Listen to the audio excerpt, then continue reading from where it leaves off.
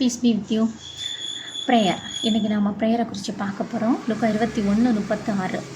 இங்கே எப்பொழுதும் விழித்திருந்து, ஸ்டே அவைக், எப்பவும் சரியா, எப்பவும் ப்ரேயர் பண்ணுங்கன்னு சொல்கிறாங்க. எதுக்காக எப்பவும் ப்ரேயர் பண்ணணும்? நம்ம பண்ணுற ஒரு லிஸ்ட்டு போட்டிருப்போம்லாம், அதுக்காக எப்பவும் பண்ணணுமானா இல்லை. அப்போ அது பண்ணக்கூடாதானா? கிடையாது, அதுக்கும் பண்ணணும்.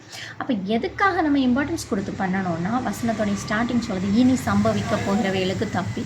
நம்ம ஒரு கர்ப்ப வேதனைப்படுகிற ஒரு பீரியடில் இந்த பூமியில் நாம் இருக்கிறோம். நோவா காலத்தின் கொடுமைகள் எல்லாம் அந்த பூமியில் நிறைந்திருக்கிறது.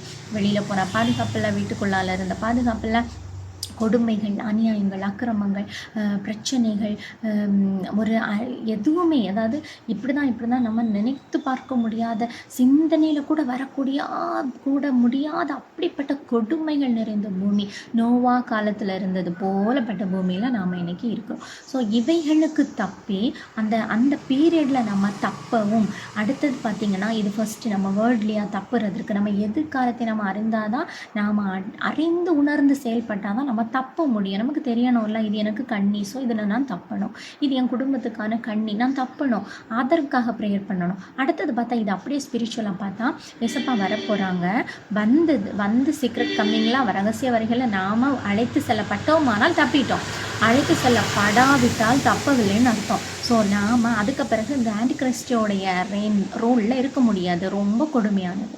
ஸோ அதற்கு நாம் தப்பி, புரியுதா, நெக்ஸ்ட்டு நாம் இந்த பூமியிலேருந்து தப்பி அவரோட போயிடணும், அதற்காக நாம் தப்பணும். ஸோ இந்த ரெண்டுக்காகவும் தப்பி, அடுத்த வேர்ஸ் சொல்லுது, அதே வேர்ஸ்லாம் மனுஷகுமாரனுக்கு முன்பாக நிற்க பாத்திரவான்களாக மாறும் பொருட்டு.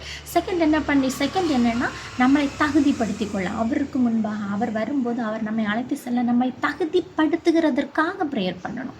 புரியுதாங்க? நாம் அந்த பூமியில் தப்புகிறதற்காக, அந்த கொடுமையில் தப்புகிறதற்காக, அறிந்து உணர்ந்து தப்புகிறதற்கான பிரச்சனையே வேண்டாமனா இருக்குது, அதிலிருந்து நாம் வழி உண்டாக்குவார். தப்புகிறதற்காகவும் வரக்கூடிய ஏசப்பாவுடைய பீரியடில் அவரை நாம் எதிர்கொண்டு போகிறதற்கு பாத்திரவான்களாக மாறும்படியாகவும் ப்ரேயர் பண்ணணும். அடுத்த மூன்றாவது 22:43, நம்மை பலப்படுத்தி கொள்ள.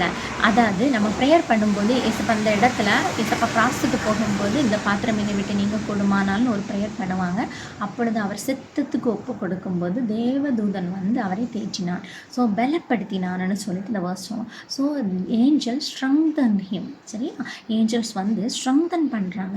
நம்முடைய வாழ்க்கையில் கூட நாம் போகிற பாதையை அவருக்கு மட்டும் தெரிவித்து, இப்படி உங்களுடைய கைடன்ஸ் எனக்கு வேணும்ப்பா, நான் இதில் உங்கள் சித்தத்தை நான் ஏற்றுக்கொள்ளுகிறேன், எந்த பாதையாக இருந்தாலும் உங்களுடைய வில்லா நான் அதை ஏற்றுக்கொள்ளுகிறேன், அதில் நடக்க என்ன ஒப்பு கொடுக்குறேன், நம்ம ஒப்பு கொடுத்து அந்த பாதையில் போகும்போது, அதில் நம்ம ப்ரேயரோடு அவர் சமூகத்தில் வைத்து விட்டு நடக்கும்போது ஏசப்பா சொல்லுகிறாங்க, இங்கேயும் என்ன ஒரு ஸ்ட்ரெங்தன் பண்ணுறாங்க.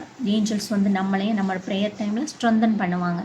இந்த ப்ராப்ளத்துக்குள்ளால் போகக்கூடாமல் இருக்கிறதுக்குள்ள அதில் தாண்டவும் தப்பி செல்லவும் சரியா ஸ்ட்ரென்தன் பண்ணுவாங்க. ஸோ ப்ரேயர் எதுக்காக பண்ணணும்? நாம் நம்மை காப்பாற்றிக்கொள்ள, அவருக்கு முன்பாக நிற்க தகுதியுள்ளவர்களாக மாற, மூன்றாவது நம்மை பலப்படுத்தி கொள்ளுகிறதற்காக ப்ரேயர். இதை நம்ம பண்ணும்போது எல்லா காரியத்திலையும் ஏசப்பா வித்தியாசமாக நம்மை நடத்துவார். அவரோட கூட இணைந்திருக்கிற வாழ்க்கையை நம்ம பெற்றுக்கொள்ளுவோம். ஸோ ப்ரேயரை நம்ம உணர்ந்து எதுக்காக பண்ணுறோம்? லிஸ்ட்டு போடுறதுக்காக இல்லை, என்னை நான் காப்பாற்றேன், என் குடும்பத்தை காப்பாற்றேங்கிறதை உணர்ந்து நம்ம பண்ணுவோமானால் அந்த ப்ரேயர் ரொம்ப அழகாக அற்புதமாக இருக்கும். அவரோட உள்ள உறவை அது நமக்கு மேம்படுத்தி காட்டும். ஆமே. இந்த வார்த்தைகள் மூலமாக இயேசப்பா நம்ம ஒவ்வொருவரையும் ஆசீர்வதிப்பாராக. Piece be with you. ஆமே.